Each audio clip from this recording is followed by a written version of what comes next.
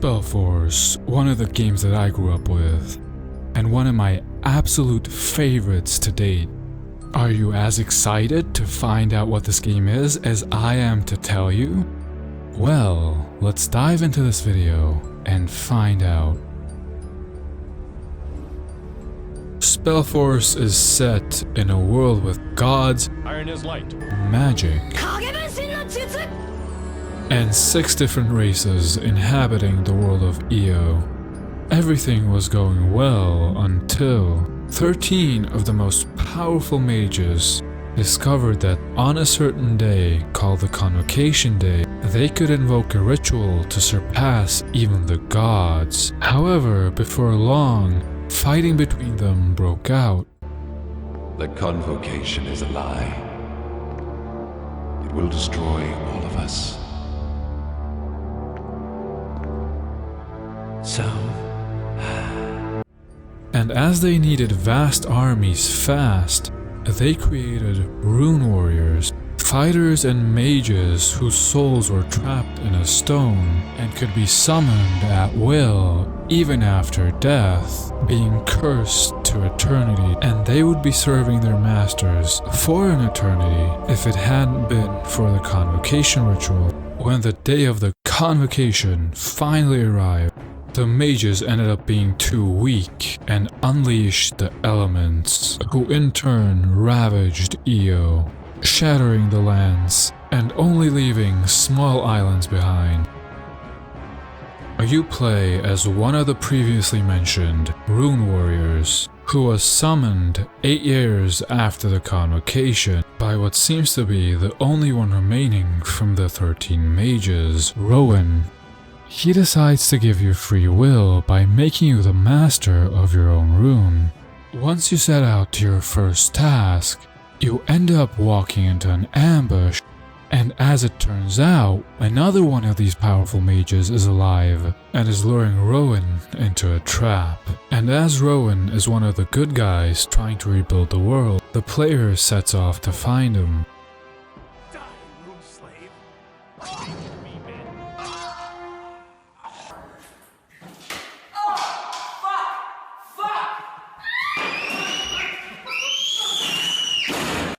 Here's where our story unfolds.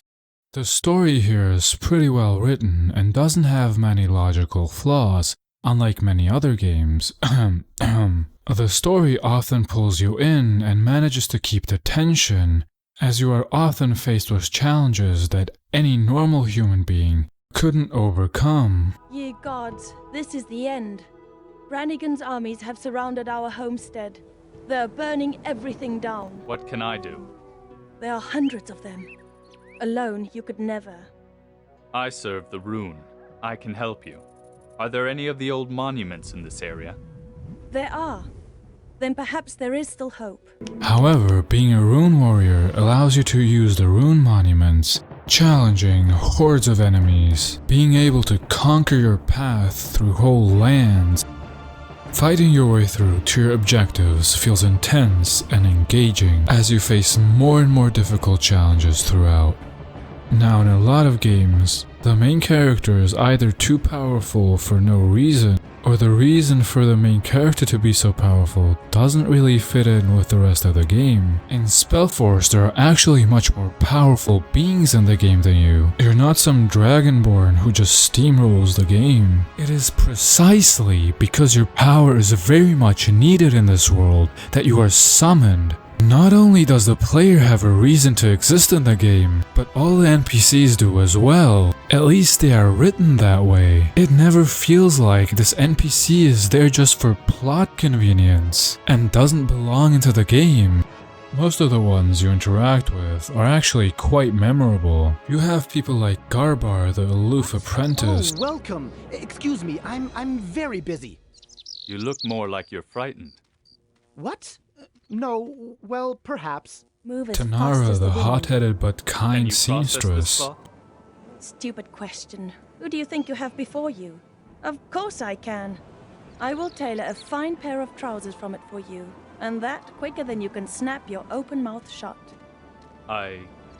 You see? Already finished. Now, get going before Master Zerbo catches me giving gifts. Orsino the slimy dentist. A customer. Welcome. Open wide and show me your teeth. There's certainly something wrong with a few of them. People don't magically assume that you're a rune warrior giving you challenging quests just out of the blue.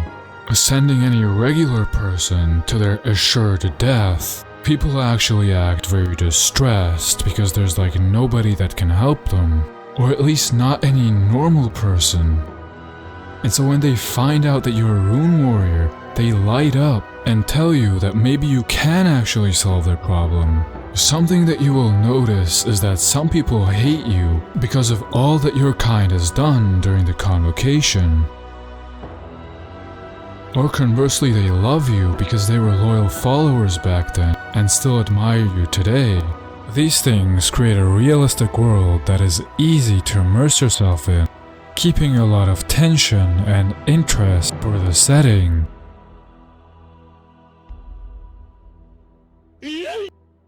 Spellforce is a blend of two genres. Real-time strategy and role-playing game. And even though Spellforce isn't perfect at both of these individually, it does achieve a great blend, as these two genres combined create a very interesting game. Throughout most of the game, you're probably gonna be building an army, trying to take down your enemies. However, the game does pose a lot of interesting RPG maps, challenges, and puzzles. What makes the RPG part shine through though, is the fact that everything is centralized around the player, him or herself. What I mean by this is how, for example, the level of your worker units and soldiers depends on what level rune you have for them. And you can loot or purchase building plans from vendors, and some of these building plans you could have otherwise never have found. You can summon up to 5 other rune warriors under your own will, composing your party. What kind of runestones you find for these rune warriors though, and in what combination you use them is all up to you. And one of the most important things is that the player doesn't just feel like a slightly stronger unit with minimal impact on the fight. Spellforce achieves a great balance between making your character feel important enough and not making you too overpowered in order to trivialize the game. One of the things that makes me want to play this game even in 2020 is the amount of possibilities you have to build your character. At first you might stick with one ability. However, once you start getting into hybrid build, here's where the real fun begins. A hybrid character is a character that combines 2 or more abilities, or rather ability trees, and thus creates a pretty powerful combination. One of the strongest combinations you can play is the Paladin build, a heavy combat warrior, highly endurant and hard-hitting, who can heal or buff himself, or you can create a combat mage who can freeze his enemies while he has free reign to attack them. Maybe you want to make a ranged character who can summon undead minions to take the aggro away from him, or an Ele-Mental Mage who can use the powers of mind magic to drain the mana of his enemies and add it to himself. The amount of cool hybrid characters you can make in this game is so many, and each one of them plays differently and more fun than the next. Even though most of the time you're gonna be playing on maps where it's necessary to make an army, there are a lot of cool just RPG maps in the game where it is only you and the rune warriors that you can summon in a party on an adventure, giving you a pretty fun contrast. Something that I find really impressive for a game from 2004 is that this game both has a third-person perspective as well as a first-person one. It is just amazing being able to walk through your own base and see everybody doing their work and all the great structures that you have built.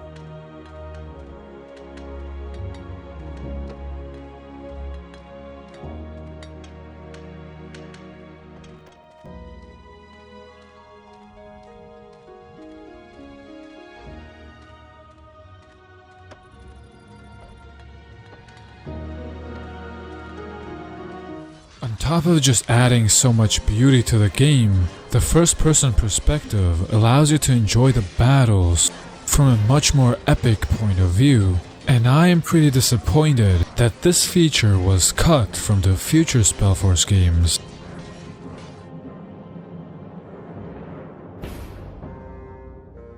The maps that this game plays on are all pretty interesting, giving you tough challenges as well as multiple ways to solve them. These challenges can come through the map and its resource limitations, or through a certain narrative, like how in the Shield, the orcs have set up a chain of outposts outside of your camp, and if one of these orcs scouts you, then their whole army is gonna descend on you, and if that happens, you best be prepared.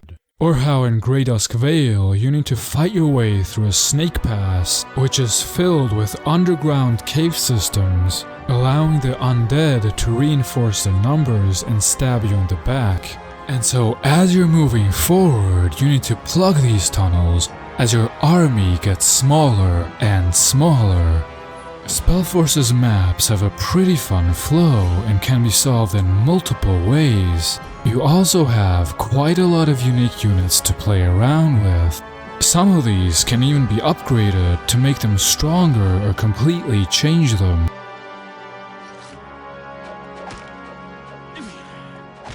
Each race also has a unique Titan, a really strong unit that costs a lot of resources to summon. Which of these units you use or what kind of strategy you decide to deploy is completely up to you. Now you've had a blast playing through the campaign. What now? Do you just go back to playing Genshin Impact? Well, my friends, I'm here to tell you that this game has not one, not two, but 3 campaigns. So back in the day when DLCs actually had content, 2 DLCs for Spellforce were released. Where am I? Each one containing their own campaign. While you have to create a new character for the second one, the third one actually allows you to continue one of your previous characters from a previous campaign. Both of these campaigns added a few new things to spice up the already existing gameplay. I'm on it. Upgrade complete. A new skill is available. While also having roughly the same amount of playtime as the first campaign, adding up to an overall 100 hours of gameplay if you just play one character through all 3 of the campaigns. Now sure, the pace of the game is pretty slow, however this is normal for strategy games or base building games. I don't really take this as a downside because video games are supposed to kill time. With a combination of RPG, base building, and strategy combat, Spellforce can be quite the relaxing game, or conversely an extremely tense and engaging one. And if you have friends who like these kinds of games, there is a co-op and multiplayer. Ever wanted to kick your friend's butt in an RPG RTS hybrid? Well, now's your chance, as the Versus mode allows you to select characters which you've already played, or make predefined characters, and duke it out. Alternatively, if you want to keep your friendship intact, you can play the free game mode in co-op. Now, there's no real co-op campaign here, however the maps do have a completely different enemy layout, as well as a completely different resource layout. On top of this, what race you play and what kind of unit or building plans you have at this point are usually quite different. Here the goal is simply to fight your way through, as there aren't really that many NPCs in the free game mode. However, I personally find the free game mode quite enjoyable. This is because you can hang out with your friends and have the chill aspect of base building, while also having a lot of tense moments where you're gonna need to work together, and you get that dopamine release from making your character stronger. And now finally, let's talk about the amazing soundtrack that this game has. Now I'm not gonna stretch this video to an hour by just pasting the whole soundtrack in here, but I wanted to compile a minute or two of this beautiful soundtrack.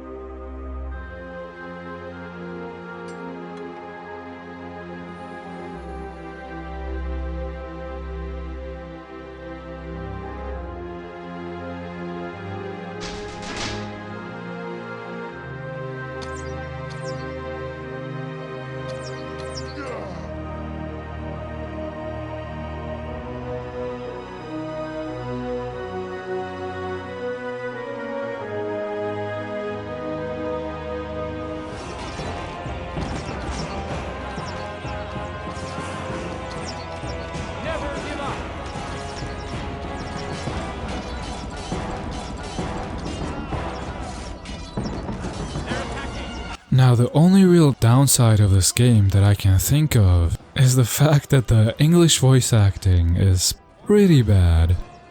Need have strength be with you, human. I need a vessel made of adamantium. I can make it. However, to do this I will need an adamantium splinter.